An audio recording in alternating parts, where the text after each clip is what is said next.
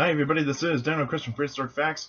Now I'm actually going to give you that extra episode that I've actually been telling you about, and this is the review of Michael Crichton's book called Dragon Teeth. And Dragon Teeth, what it is actually a historical fiction novel, and it actually takes place during the Bone Wars, when Othniel Charles Marsh and Edward Drinker Cope were battling it out for supremacy over the paleontological discoveries. And this story actually takes place back into, say, the 1860s to the 1880s, and so right around that time frame. And so that is actually when the Bone Wars were pretty much at its peak. And so you actually have a character by the name of William Johnson, and you see he actually has to go on this expedition to the American West, which he has no experience in geology or paleontology whatsoever. He wants to actually get his feet wet in terms of, like, say, into the scientific field. And so he actually goes to visit Othniel Charles Marsh. And of course, being Othniel Charles Marsh, he's very skeptical about meeting Johnson, and he actually is willing to accept him. But Charles Marsh, like he is, was very, very paranoid about whether or not Cope is actually spying on him. And then Johnson meets Cope, and Cope is actually in this book. They actually kind of make it more. Cope was actually more of like say the semi-protagonist, but even though you actually kind of look at like Othniel Charles Marsh and Edward Drinker Cope are kind of like in between protagonist and antagonist, and you kind of see how they were.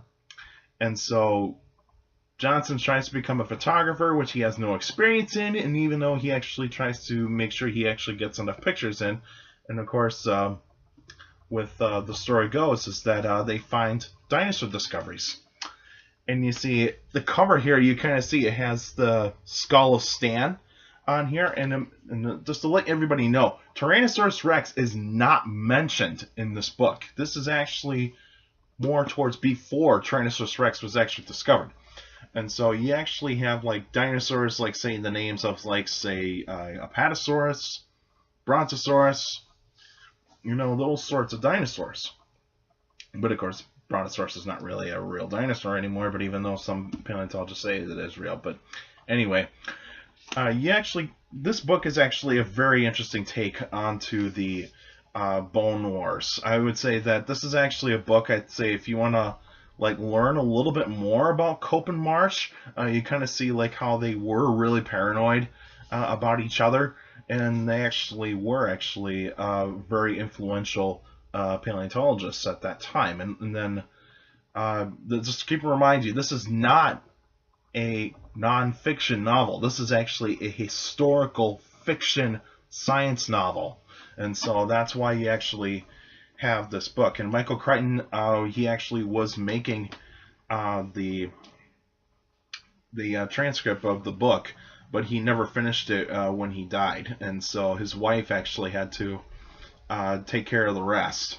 And so this book actually has a lot of chapters, so I would say take your time with this, because this is actually a very long read, and I'd say that if you're a huge fan of Michael Crichton and his work, like say on Jurassic Park, Lost World Jurassic Park, this is definitely a book to actually check out. I would say this is a good novel. I read it cover to cover, and there's a section in here that actually talks about the familiar names in this book, like Charles Marsh and Drinker Cope.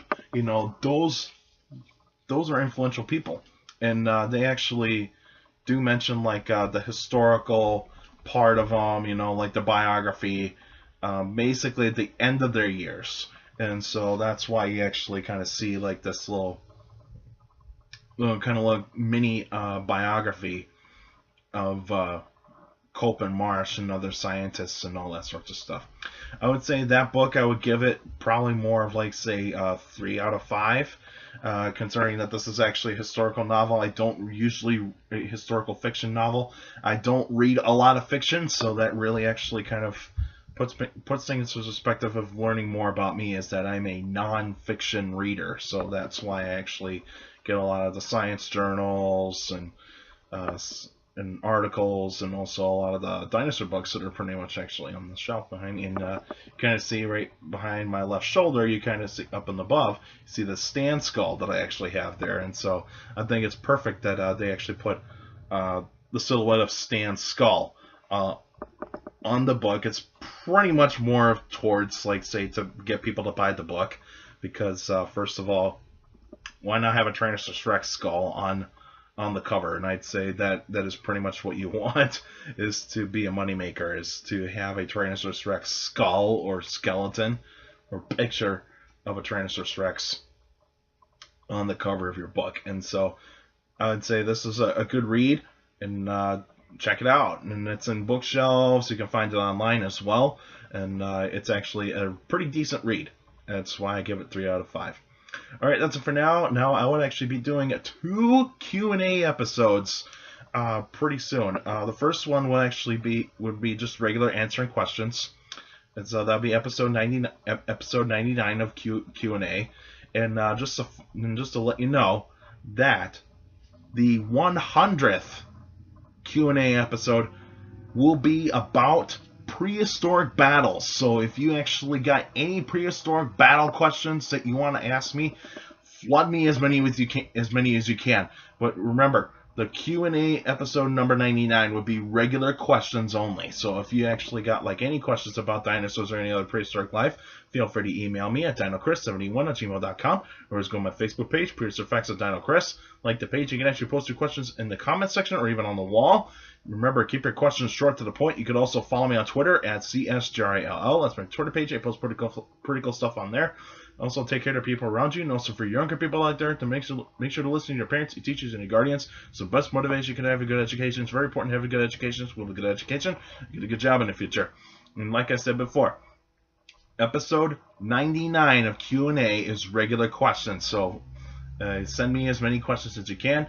Episode 100 would actually be prehistoric battle questions. So, send me as many prehistoric battle questions as you want, and it doesn't have to be animals that are actually prehistoric animals that lived at the same time.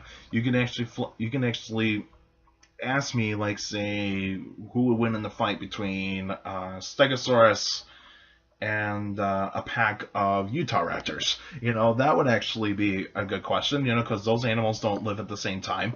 And so you actually have that, and you can also pretty much pick any period that some prehistoric animals that you think that are so cool that you would like to hear me give an opinion about who would win in a fight between animal A and animal B, that sort of thing.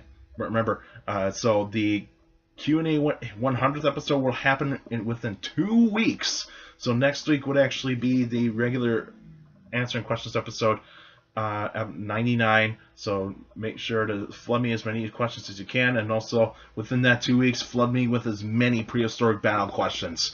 And so I would actually pick at least maybe between 5 and 10 prehistoric battle questions that I would actually answer for the 100th episode. Alright, so that's it for now, and I'll see you guys next week, Monday, Tuesday, or Wednesday.